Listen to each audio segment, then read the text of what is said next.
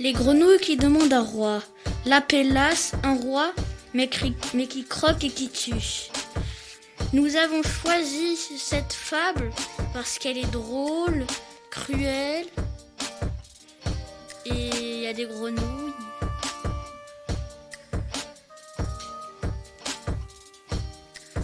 Bonjour Sophie, quel est ton rôle à la médiathèque? Bonjour Seydina, bonjour Malaïka et bonjour Marcia. Je suis référente sur les centres de loisirs et je suis entre la jeunesse et le pôle image et son, c'est-à-dire que je m'occupe beaucoup des collections CD, DVD, adultes comme enfants. De toute façon, le pôle image et son, c'est pas forcément distinct jeunesse-adulte. Le renard et les raisins. Renard cherchant, raisin vermeil, il est mourant. J'ai pris cette fable car j'aime bien les renards et les raisins. Merci. Quel a été le travail réalisé avec le centre de loisirs Rosenberg? Alors, j'ai contacté le centre puisque j'ai vu que vous faisiez beaucoup de choses avec les podcasts, avec la prise de son et tout ce qui est atelier musique dans cet espace que vous appelez le nid. Donc, j'ai trouvé ça très très intéressant ce que vous faisiez au centre de loisirs Rosenberg. Et c'est pour ça qu'on a pensé, avec ma collègue de l'Action culturelle, on a pensé vous inclure dans le Printemps des poètes. Il y a beaucoup de structures qui participent au Printemps des poètes à Bagneux. Chaque année, il y a la Maison des Arts, bien sûr. Il y a beaucoup de structures. Et on s'est dit, pourquoi pas, le centre de loisirs Rosenberg, qui est à la fois sur la musique et les podcasts. Et comme c'est aussi l'anniversaire de la mort de Jean de La Fontaine, le poète qui a fait beaucoup de fables, qui est connu pour ses fables, on a pensé aussi travailler sur les fables de La Fontaine. Voilà. Et donc avec le centre Rosenberg, on a enregistré des récitations de haïku. Dans un premier temps, c'est un travail de lecture, de discussion. On a échangé dans un premier temps ensemble à la médiathèque. Et après, on a fait un atelier d'écriture. Vous étiez pas tous là, tous les trois là, mais le but, le jeu qu'on a fait, c'était de condenser, de réduire une fable de votre choix en un haïku.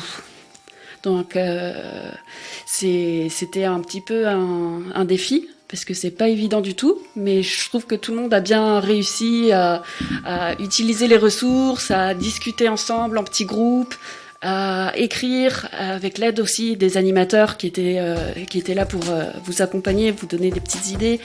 Il y a eu des rendus très très très très beaux. Le corbeau et le renard. Ô beau plumage, merci, maître Jean-Père Fromage. Il disparaît dans les bois, les bois.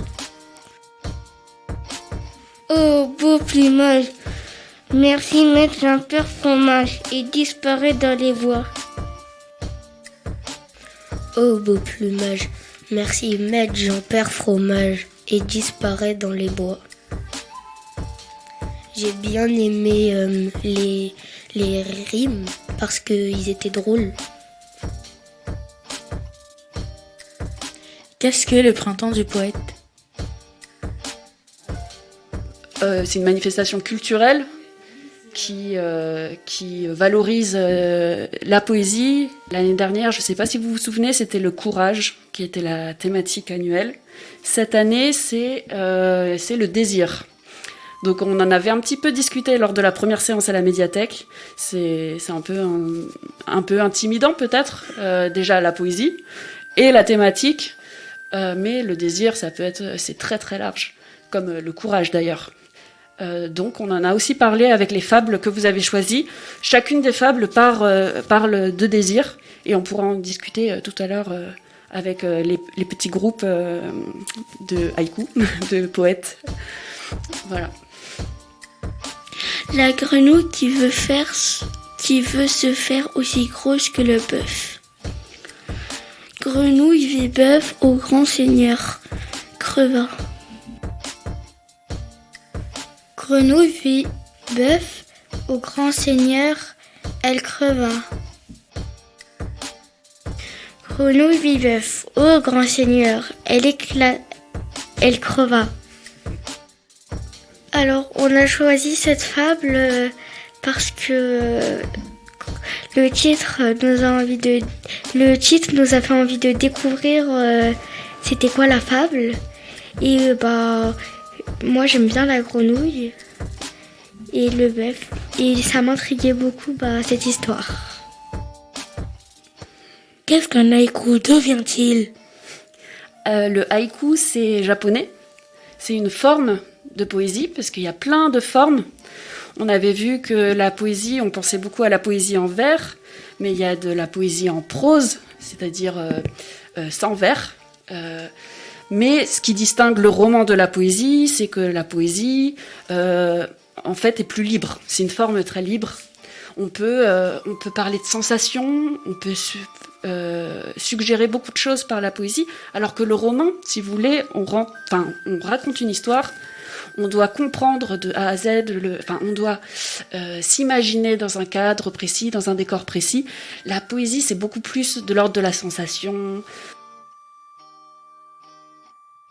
On avait vu que c'était beaucoup en lien avec l'image et la musique, la poésie. Il y a toujours une musicalité.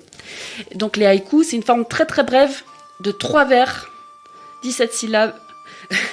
On n'est pas rentré tout de suite dans ces consignes-là. Mais petit à petit, on a dû réduire pour ne garder que l'essence de la fable de La Fontaine que vous aviez choisie par petits groupes. La génisse, la chèvre et la brebis en société avec le lion. 4 a partagé une proie, le lion a tous les droits.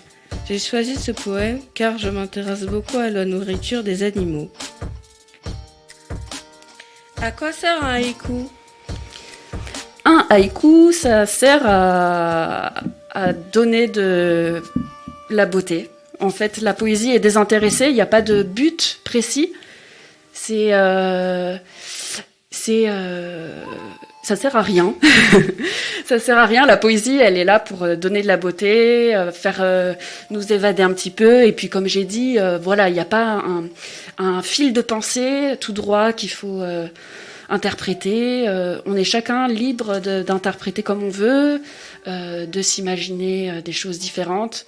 Les mots, ils ont un pouvoir évocateur. Et le haïku, c'est très très bref. Donc peut-être qu'on peut ne pas deviner en plus la fable, même si c'est une des fables les plus connues. On peut, il faudrait que vous faisiez le test avec d'autres amis, d'autres camarades de l'école, de leur réciter votre poésie, de leur réciter un haïku, et puis on va voir s'ils reconnaissent ou pas la fable. Après, c'est pas grave, c'est la poésie, c'est pour la beauté. Le chien et le loup. Chien bien nourri, métrage rouge au collier, le loup préfère sa liberté. Le chien et le loup.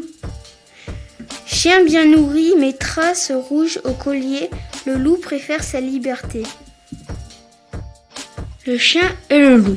Chien bien nourri, mais traces rouges au collier, le loup préfère sa liberté. On a choisi cette histoire car on a bien aimé la chute de cette histoire. Comment se construit un haïku ? Alors, comme j'ai dit tout à l'heure, c'est en vers, pas forcément avec des rimes, en 3 vers. Donc, 3 vers, on doit le sentir aussi au moment de la récitation. Le vers, c'est la disposition, c'est une structure, c'est le corps du poème. Et 17 syllabes. Donc, c'est vraiment très très bref.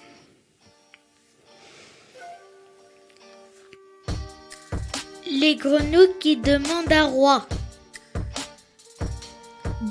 Dieu de leur fils une leçon et leur domaine un roi paresseux. Merci d'avoir participé à notre podcast et à bientôt. Merci à tous les trois.